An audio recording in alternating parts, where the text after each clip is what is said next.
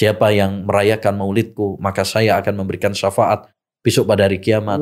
Wa man anfaqa dirhaman li maulidi faka'annama anfaqa uhudan dhahaba.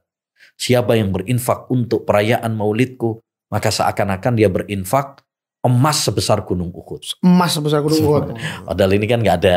Nah ini kan berdusta sama Nabi, dosa besar. POTS, Podcast Tarbiyah Sunnah.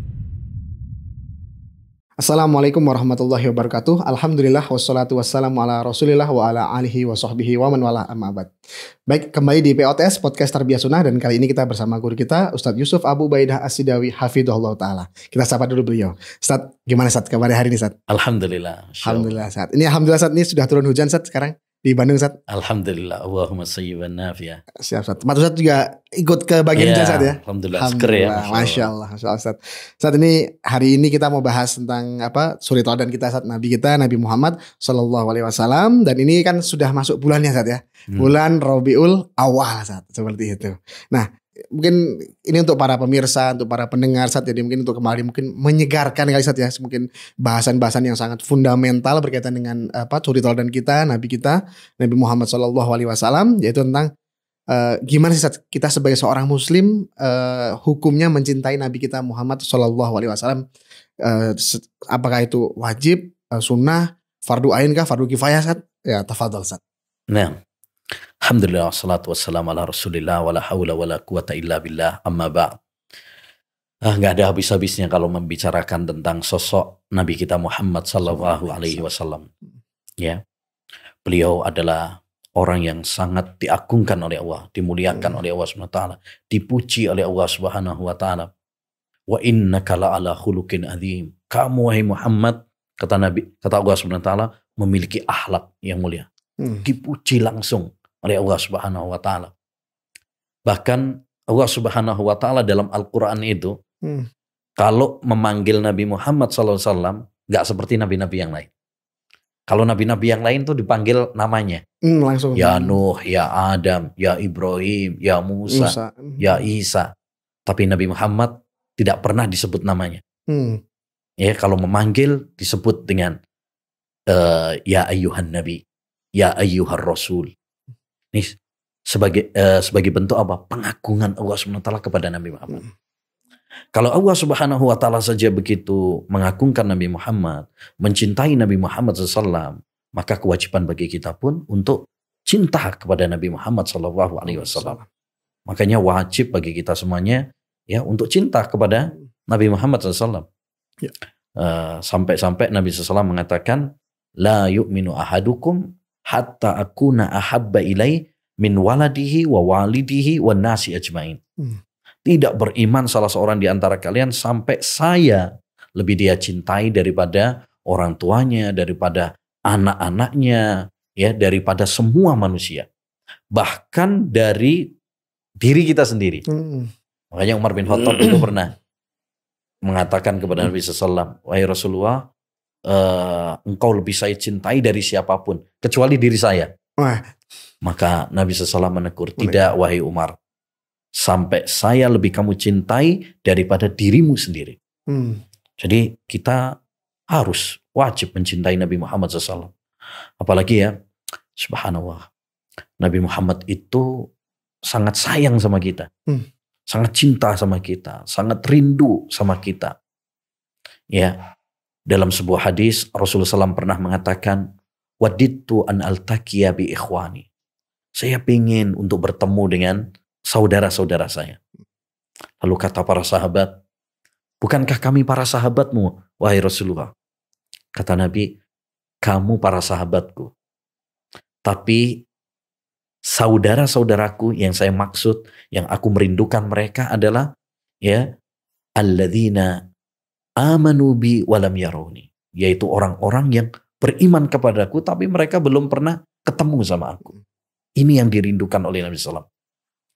Bahkan dalam sebuah hadis Rasulullah SAW, subhanallah, pernah Aisyah itu minta didoakan sama Nabi SAW. Kemudian Nabi SAW mendoakan Aisyah, Allahumma ighfir li Aisyah ma taqaddama min aw ma ta'akhir. Ya Allah, ampuni dosa-dosa Aisyah yang lalu dan yang akan datang. yang dia lakukan sendirian ataupun terang-terangan. Kemudian Aisyah senang didoain sama Nabi. Ya. Lalu Nabi SAW mengatakan, ayasurruki du'ai ya Aisyah. Aisyah, kamu senang gak dengan doaku tadi? Kata Aisyah, siapa yang tidak senang engkau doakan seperti itu wahai Rasulullah? Lalu Nabi SAW mengatakan, wallahi innaha la du'ai li ummati fi kulli salat. Demi Allah wahai Aisyah, itu adalah doaku untuk umatku setiap salat. Allahu Akbar. Jadi Nabi itu mendoakan kita, merindukan kita setiap hari.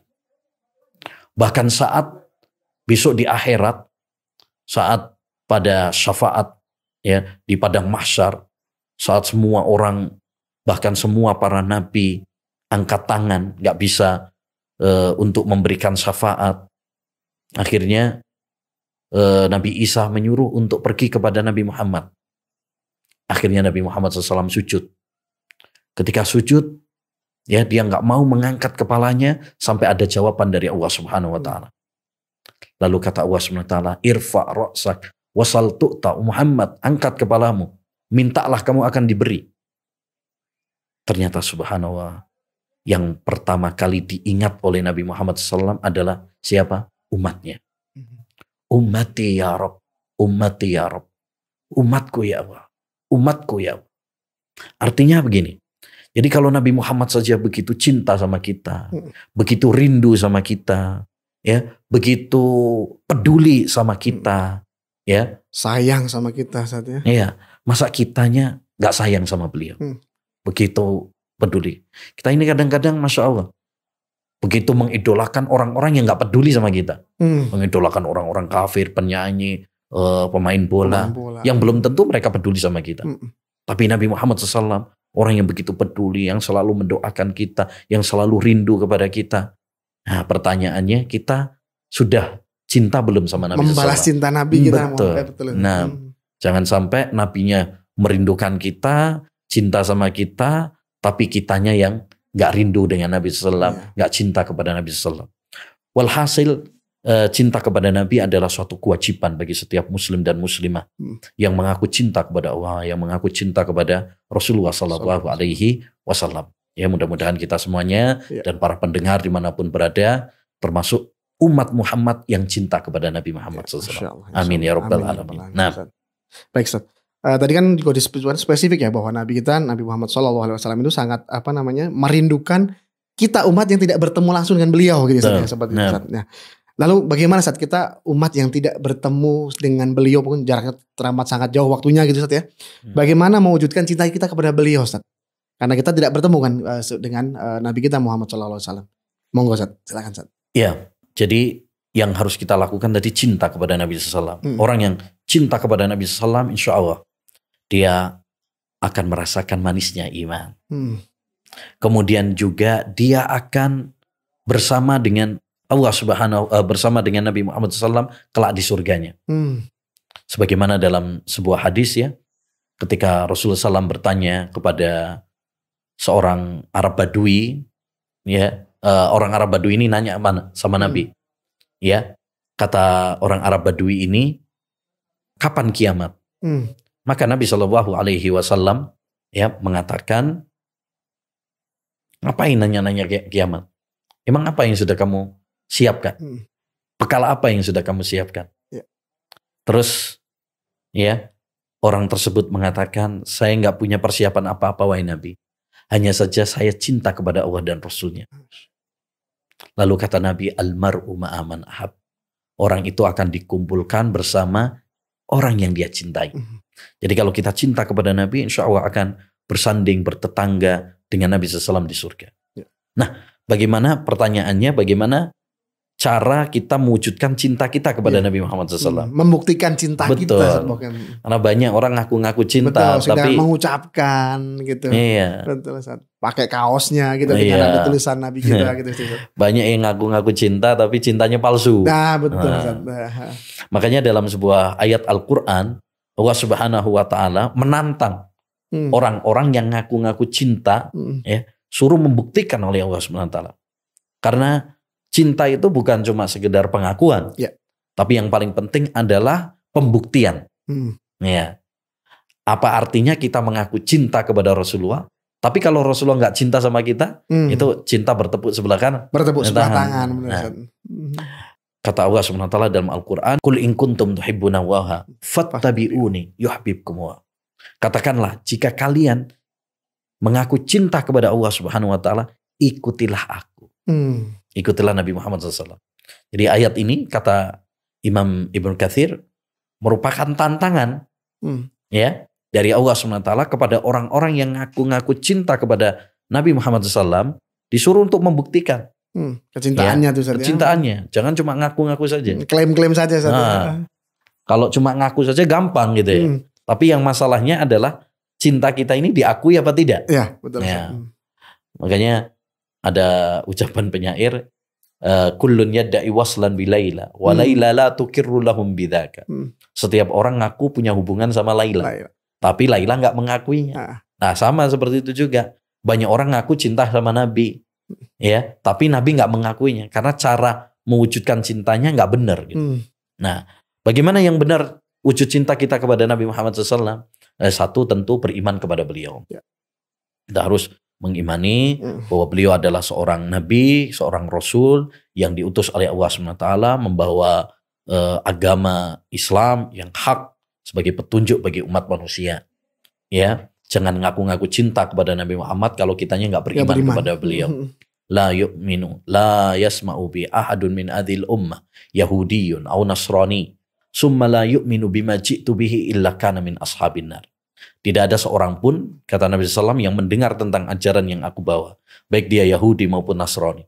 Kemudian dia tidak beriman dengan apa yang saya bawa, kecuali dia termasuk penduduk neraka. Jadi yang pertama harus beriman sama Nabi. Yang kedua, yaitu kita membenarkan apapun yang dikabarkan oleh Nabi SAW. Ya, kalau Nabi menyampaikan suatu ucapan dan hadisnya adalah sahih, ya dalam Bukhari, Muslim, misalkan, maka wajib bagi kita mengimaninya. Kenapa? Karena apa yang disampaikan oleh Nabi pada hakikatnya adalah wahyu dari Allah SWT juga. Walaupun akal kita mungkin belum nyambung gitu ya. Hikmahnya belum dapat ya, gitu. Belum. Ya, karena akal manusia kan terbatas.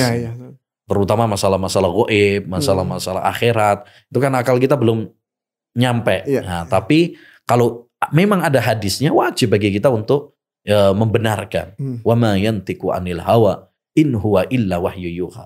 Rasulullah itu tidak berbicara berdasarkan hawa nafsunya, tetapi berdasarkan wahyu dari Allah. Contoh misalkan hadis tentang lalat. Ya, hadis lalat itu kan dalam riwayat Bukhari, ya disebutkan bahwa apabila lalat hinggap ke minuman salah seorang di antara kalian, celupkan sekalian, kata Nabi. Karena pada satu sayapnya itu ada penyakit, satu sayapnya ada obat penawarnya. Sebagian orang nggak percaya dengan hadis ini. Oh, nggak masuk akal. Masa lalat ada obat penawarnya. Nah, kan ya seperti itu berarti menolak ucapan Nabi dengan akal. Nah, kita nggak boleh. Ya, wajib bagi kita membenarkan. Kalau memang hadisnya sahih, wajib kita imani, wajib kita terima. Yang ketiga adalah kita wajib taat sama Nabi SAW. Itu wujud cinta kepada Nabi. Taat. Ya. Wa ma atakumur rasulu fakhudhu wa ma nahakum anhu fantahu. Ya, apapun yang saya larang kepada kalian tinggalkan. Apapun yang saya perintahkan lakukan semampu kalian. Jadi sami'na wa ata'na. Kalau sudah ketemu dengan perintah-perintah Nabi sallallahu alaihi wasallam, kita sami'na wa ata'na. Jangan sami'na wa ngeyelna. Ya. Jangan sami'na terus kita menggugat, ya, membantah. Jangan. Ya, kita harus tunduk patuh dengan apapun yang diperintahkan oleh Nabi Shallallahu Alaihi Wasallam.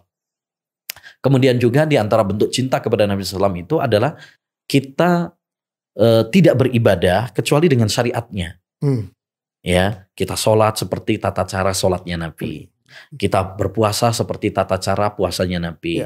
Haji seperti tata cara hajinya Nabi. Jangan ngarang-ngarang sendiri ibadah itu. Ya, harus ittiba, harus mengikuti Nabi Muhammad SAW. Makanya syarat diterimanya amal ibadah itu kan dua. Satu, ikhlas, ya karena Allah SWT. Yang kedua adalah ittiba. Bagaimana kita beribadah sesuai dengan tuntunan Rasulullah SAW. Nggak boleh bikin-bikin bid'ah, bikin-bikin tata cara baru yang nggak ada contohnya dari Nabi dan tidak ada contohnya dari para sahabat. Ya. Man ahdasa fi amrina hadza ma laisa minhu fahuwa raddun. Siapa yang mengamalkan suatu amalan yang tidak ada contohnya dari kami, maka amalan tersebut tertolak. Nah, jadi kita harus berupaya bagaimana beribadah itu sesuai dengan tuntunan Rasulullah. Jangan semaunya sendiri, sesuai perasaan atau ngikuti apa kata banyak orang. Jangan. Ya, kalau kita beribadah itu semau kita sendiri, terus apa fungsinya Nabi Muhammad diutus kepada kita? Gitu. Jadi itu hal-hal penting bagaimana cara kita mewujudkan cinta kita kepada Nabi Muhammad SAW seperti cintanya para sahabat, cintanya istri-istri Nabi, cintanya para ulama salaf dahulu kepada Nabi Muhammad SAW. Begitu. Iya, baik Ustaz. Tentu ini kalau membahas tentang wujud cinta ini pasti lebih panjang lagi Ustaz ya, seperti itu Ustaz. Dan ini Ustaz, mungkin ini sekarang di bulan Rabiul Awal Ustaz. Tadi udah Anda mention di depan tadi Ustaz. Saya mention di depan bahwa seringkali bukan waktu saya masih kecil gitu Ustaz ya. Waktu juga mungkin di beberapa lembaga-lembaga pendidikan, TK, SD itu sering sekali jadi bahkan di kita ini jadi libur nasional Ustaz. Seperti itu, yaitu adanya Maulid Nabi Ustaz, seperti itu Ustaz. Apakah Maulid Nabi merayakannya yang itu diklaim sebagai hari lahirnya Nabi kita Muhammad SAW itu bagian dari cinta kepada Nabi kita Ustaz?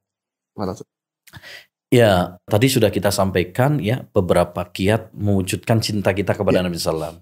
Salah satunya adalah bagaimana kita itu meneladani Nabi Muhammad, ya, tidak membuat tata cara baru dalam beribadah, ya.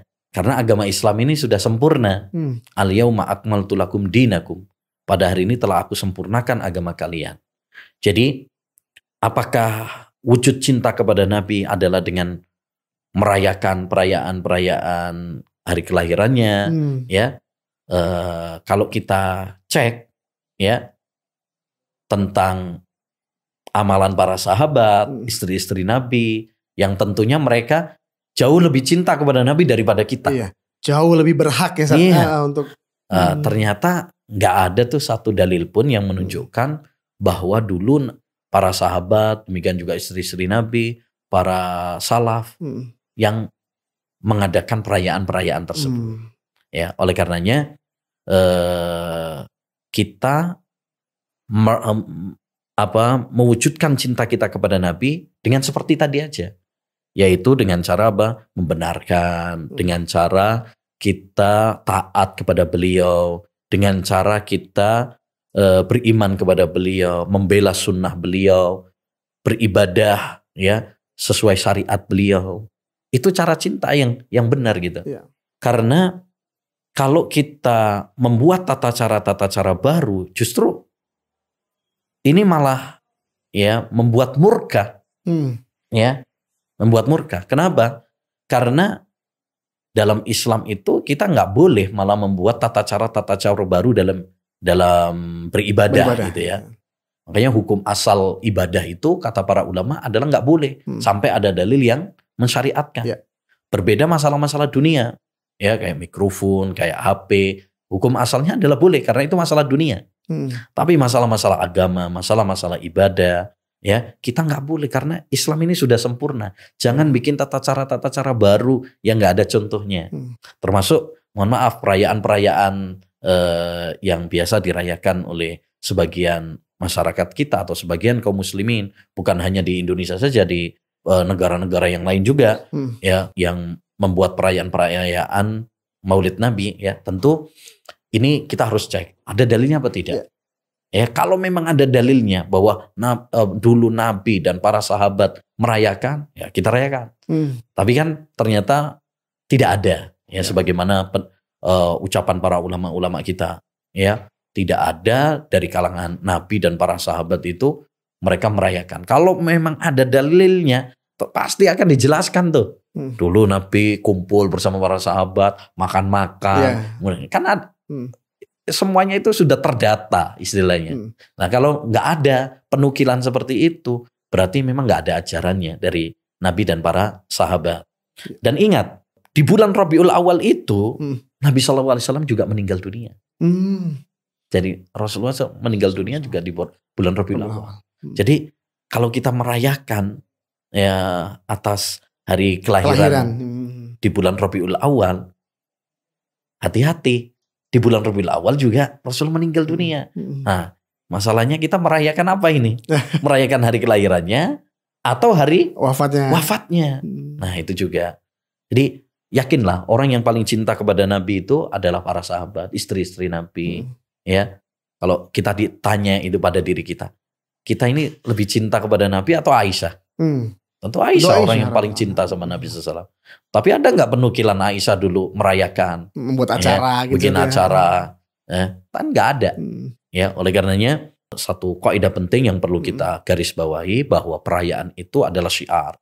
Ini masuk bagian dari agama, ini masuk bagian dari ibadah, dan yang namanya ibadah itu harus sesuai dengan contohnya syariat dari Nabi Muhammad SAW. Nggak boleh bikin tata cara sendiri yang tidak ada tuntunannya dari Nabi Muhammad SAW. Ya. Kemudian yang kedua juga itu hari wafatnya Nabi Muhammad SAW. Bulan Rabiul Awal juga, gitu kan. Jadi sangat tidak pantas kalau kita merayakan, padahal di saat bulan yang sama Nabi meninggal dunia. Ditambah lagi ya, sekarang ini di zaman kita sekarang ini banyak sekali, harus kita akui itu bahwa banyak sekali perayaan-perayaan Maulid ini dibumbui dengan kemungkaran-kemungkaran. Apa sih contohnya? Ya, kayak banyak menyampaikan hadis-hadis palsu. Misalkan laulaka ma khalaqtul aflaq. Seandainya bukan karena kamu wahai Muhammad, saya nggak menciptakan dunia ini. Ya. Atau ada hadis tentang Nur Muhammad. Atau hadis tentang Maulid Nabi juga, tentang keutamaan merayakan Maulid Nabi. Man aqama maulidi kuntu lahu syafi'an yaumal qiyamah. Siapa yang merayakan maulidku, maka saya akan memberikan syafaat besok pada hari kiamat. Wa man anfaqa dirhaman li maulidi faka'annama anfaqa uhudan dhahaba. Siapa yang berinfak untuk perayaan maulidku, maka seakan-akan dia berinfak emas sebesar gunung Uhud. Padahal ini kan nggak ada. Nah, ini kan berdusta sama Nabi, dosa besar. Terus juga biasanya sekarang ini juga udah campur baur laki perempuan, ada musiknya, dan ya banyaklah kemungkaran-kemungkaran yang lainnya. Menarik, salah satu pendiri ormas besar di Indonesia ini ya pernah menulis sebuah buku tentang pengingkaran ya terhadap kemungkaran-kemungkaran yang biasa dilakukan di perayaan Maulid. Ya, at-tambihat ya ala ma yusna'u bil maulidi minal munkarat. Ya, itu Syekh Ustadz ya Hasyim Asy'ari ya, punya buku ini. Ya, rahimahullah. Beliau punya buku, saya punya buku kumpulan buku-buku beliau, salah satunya ini, yaitu peringatan-peringatan ya, terhadap kemungkaran-kemungkaran yang biasa dilakukan. Yaitu beliau sebutkan di situ beberapa kemungkaran yang biasa terjadi dan beliau ingkari. Karena menurut beliau itu perayaan itu ada dua, ada perayaan yang ya cuma sekedar membacakan sirah Nabi, nah itu boleh katanya. Ya, tapi ada perayaan-perayaan yang mungkar. Nah ini jelas kata beliau tidak ada perselisihan bahwa ini tidak diperbolehkan. Nah sekarang faktanya hampir bisa dikatakan hampir perayaan-perayaan yang ada ini banyak kemungkarannya. Ya banyak sekali gitu loh. Oleh karenanya ya hendaknya bagi kita mencukupkan dengan apa yang dipraktekkan oleh para sahabat, para salaf, bagaimana mereka mewujudkan cinta mereka kepada Nabi SAW. Ya, walaupun kita nggak bisa seperti para sahabat secara jauh sekali. Dulu para sahabat itu Masya Allah luar biasa ya bagaimana cintanya kepada Nabi. Yang paling jelas itu tergambar dalam perang Uhud. Perang dalam perang Uhud itu kan seru sekali itu ya. Seru, menang duluan sempat menang duluan gitu. Nah, terus kan yang detik-detik yang paling seru itu detik-detik ketika Nabi SAW diberitakan meninggal dunia. Iya. Lemas tuh sahabat. Iya. Sampai itu sudah mau meninggal dunia itu Nabi SAW. Apa yang dilakukan oleh para sahabat? Mereka menjadi tameng gitu. Tameng. Perisai. Sebagai dinding untuk melindungi Nabi SAW. Sampai ada seorang sahabat itu namanya Abu Dujana itu. Tidak terhitung berapa sabetan pedang. Berapa tombak. Berapa panah yang menancap di badannya. Karena untuk melindungi Nabi. Bagi para sahabat, gak apa-apa saya mati. Yang penting Nabi hidup. Begitu. Jadi begitu luar biasa cintanya mereka kepada Nabi SAW. Maka pertanyaannya, kita ini lebih cinta kepada Nabi atau para sahabat? Nah, maka kalau memang kita mengakui, para sahabat lebih cinta, berarti cukupkan dengan cara mencintainya para sahabat kepada Nabi SAW. Jangan bikin cara-cara yang gak ada contohnya dari Nabi SAW. Karena bid'ah itu justru larangannya sangat keras. Gitu.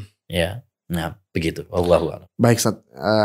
Terima kasih Ustaz, ini hatur nuhun. Matur nuhun Ustaz sudah menyampaikan terkait dengan cinta kepada Nabi kita Muhammad SAW, dan mudah-mudahan kita semua para pemirsa ya dan kita semua digolongkan kepada orang yang cinta kepada Nabi kita dan nanti dikumpulkan di surganya Allah Subhanahu wa taala bersama Nabi kita Muhammad SAW. Dan tentu bahasan ini belum selesai ya. Insyaallah nanti mungkin kita akan bahas lagi di kesempatan berikutnya Ustaz, dan untuk kesempatan kali ini kita cukupkan sampai di sini Ustaz ya. Nanti insyaallah tentu dibahas cinta Nabi ini masih panjang lebar dan dalam.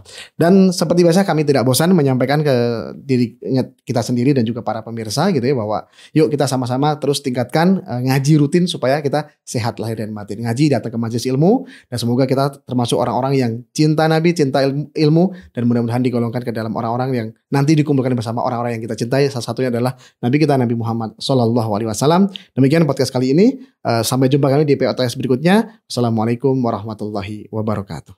Waalaikumsalam warahmatullahi wabarakatuh. POTS, Podcast Tarbiyah Sunnah.